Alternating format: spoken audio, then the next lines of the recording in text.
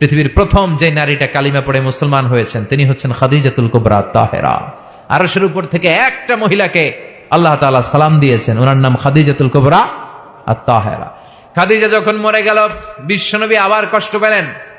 চাচা আবু তালেব যখন মরে যায় বিশ্বনবী আবার কষ্ট পেলেন। চাচাও নাই, বউও নাই। বিশ্বনবী কেমন যেন নিজেকে একা একা মনে করলেন। ডানে তাকায় আশ্রয় দেওয়ার কেউ নাই, বায়ে তাকায় আশ্রয় দেওয়ার কেউ নাই, সামনে কেউ নাই, পেছনে কেউ নাই। বিশ্বনবীর আবার মন খারাপ। বিশ্বনবীর মন খারাপ, এই দৃশ্য আরশের উপর থেকে দেখে কে? বিশ্বনবীর মন ভালো করে দেওয়ার জন্য আল্লাহ বললেন, যাও জিব্রাইল যাও, আমার নবীর মন খারাপ, আমার নবীরে বলো আমার নবীর দুনিয়ায় থাকার দরকার নাই, আরশের উপরে চলে আসতে বলো, আমার সাথে কথা বলতে বলো। আমার সাথে কথা বলে গেলে আমার নবীর মন ভালো হয়ে যাবে। বিশ্বনবীর মন ভালো করে দেওয়ার জন্য বিশ্বনবীর মেরাজে ডেকে নিয়েছে আল্লাহ। সুবহানাল্লাহ পড়েন। যাও জিব্রাইল, বিশ্বনবীর মন খারাপ আমি টের পাচ্ছি, আর ওনার মন ভালো করার দায়িত্ব আমার, নিয়ে আসো আমার কাছে, আমার সাথে গল্প করে যাবে, মন ভালো হয়ে যাবে। সুবহানাল্লাহ পড়তে পারলেন না? তার মানে যেখানেই নবী চিন্তিত ওইখানেই আল্লাহর সাহায্য আছে না নাই? মদিনায় যে বিশ্বনবী আবার টেনশন শুরু করলেন, ও আল্লাহ, আগের জামানার উম্মতেরা হায়াত পেত বেশি, কেউ পেত 3000 বছর, কেউ পেত 2000 বছর, কোন কোন উম্মাত পেত 1000 বছর।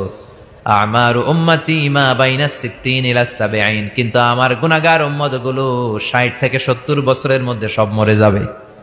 বিশ্বনবী বললেন, আমার উম্মতি মা বাইনা 60 ইলা 70, আমার উম্মতের গড় বয়স 60 থেকে 70, তাই না? বিশ্বনবী বললেন, মাবুদ আমার উম্মতি মা বাইনা 60 ইলা 70, আমার গুনাহগার উম্মত গুলো 60 থেকে 70 এর মধ্যে সব মরে যাবে। আগের উম্মতেরা হায়াত পেল বেশি, ইবাদতের সুযোগ পেল বেশি, আমার উম্মতেরা হায়াত পেল কম, ইবাদতও কম, আমার উম্মতের কি হবে? আল্লাহ বললেন, নবী টেনশন করবেন না, ইন্না আনজালনাহু ফি লাইলাতিল কদর ওয়া মা আদরাকা মা লাইলাতুল কদর লাইলাতুল কদরি খায়রুম মিন আলফি শাহর। সুবহানাল্লাহ পড়েন।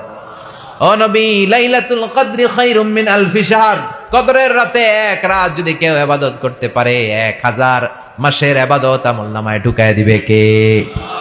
ও নবী, আগের উম্মতের লোকদেরকে হায়াত দিছি কিন্তু কদর তো দেই নাই।